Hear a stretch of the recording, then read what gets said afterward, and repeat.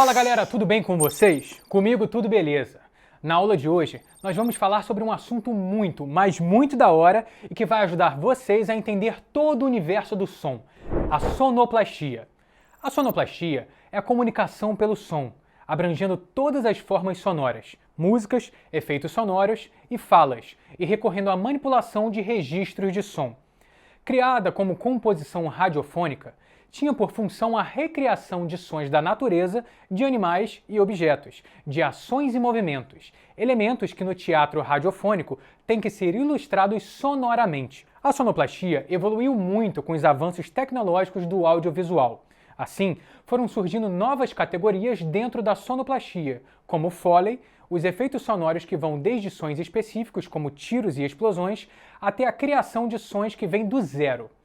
Como criar o som de um monstro ou de uma nave alienígena, que não existem no mundo real, mas que precisam ter suas referências sonoras dentro do universo ficcional criado. Todo som utilizado em uma construção sonora audiovisual tem o objetivo de ilustrar movimentos ou ações que ocorrem na sequência de uma cena, diálogo, locução, etc.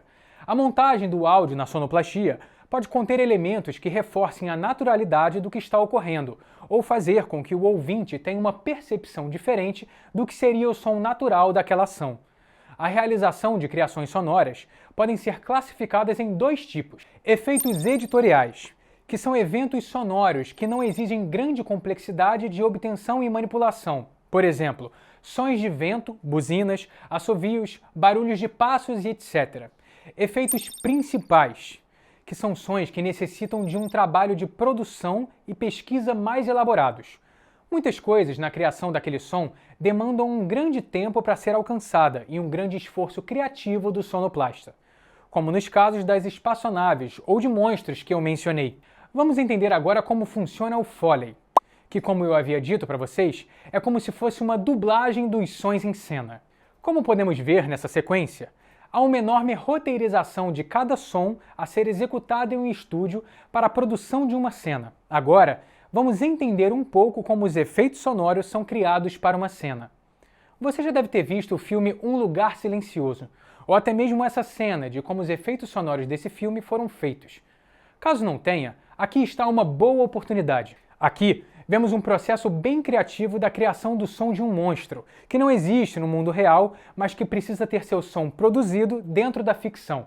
Nesse processo, o sonoplasta usa elementos banais, como verduras, para criar o som do monstro que causa todo o terror dentro do filme, pois o sonoplasta tem uma noção de referência de quais objetos ele pode usar para alcançar aquele efeito sonoro. Agora, vamos voltar àquele tema que nós vimos na última aula: os sons diegéticos e não diegéticos. A importância da sonoplastia permite que sons sejam produzidos com a intenção de estarem dentro dos elementos da cena ou fora dela. Isso nos permite explorar aquele lance da imersão dentro de um jogo, saca? Nessa sequência de Silent Hill, conseguimos ouvir sons de um rádio, barulhos de portas rangendo, até choros de criança. Tudo isso é um som diegético, pois está dentro do ambiente do jogo. Dessa forma, cria-se uma imersão do jogador na narrativa proposta. Os sons diegéticos podem ser explorados de diversas formas dentro da construção da história do game. Muito dessa capacidade de imersão vem também dos avanços tecnológicos do audiovisual, como podemos analisar nessa demonstração da evolução do som estéreo para o som Dolby e a capacidade de quadridimensionalidade do som.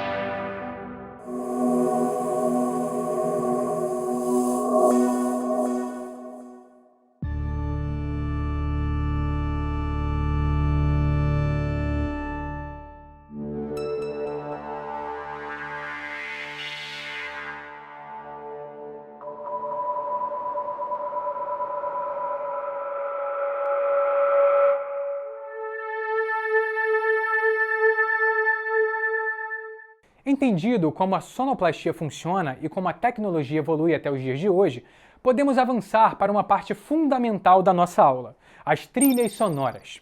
A primeira coisa que você deve fazer é procurar e analisar os softwares de criação musical, muitos deles de acesso gratuito, como Reaper, Cubase, Ableton Live, Sibelius e Pro Tools. Veja o tipo de game para onde vai criar a música ou trilha sonora e decida o tipo de música. Pode parecer um elemento óbvio, mas definir isso antes de começar a testar os sons é bem importante para se manter focado e na direção certa. Faça experiências e treine para dominar o básico sobre a mixagem e masterização do software escolhido. Isso é necessário para acertar os volumes e timbres, assim como adaptar o som ao gênero do jogo e sua plataforma. Trabalhar a música para que ela se encaixe nas mecânicas do jogo. Sempre existe diferença entre partes de ação, fases mais calmas, etc.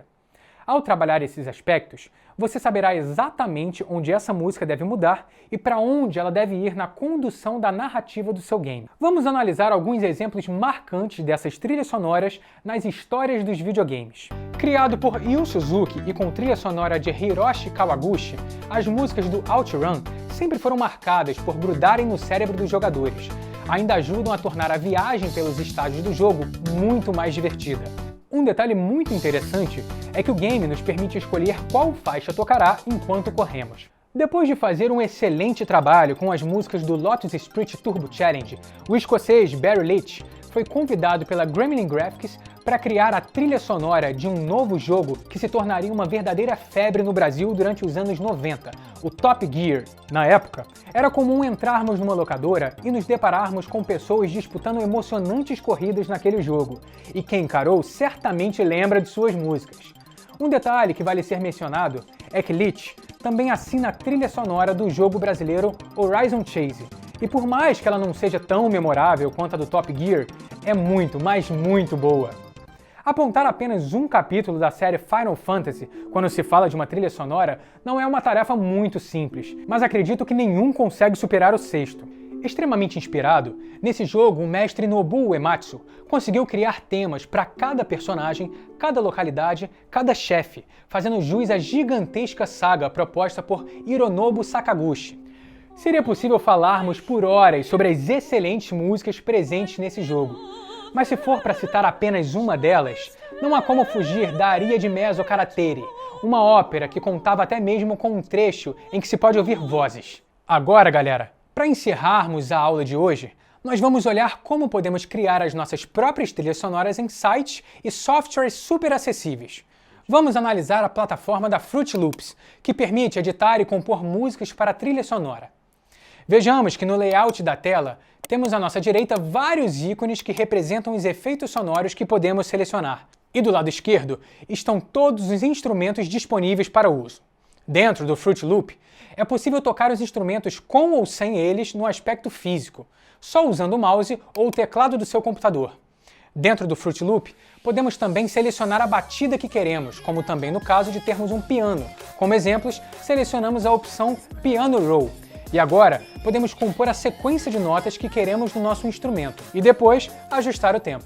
Como toda essa produção fica em MIDI, é possível editar todo o som produzido para que você possa utilizá-lo na trilha sonora do seu game. Então, é isso aí, galera. Encerramos a nossa aula 10 do Criar Jogos. Foi um prazerzaço estar com vocês. Espero que vocês tenham aprendido muita coisa nessa aula de hoje. Um abração e até a próxima!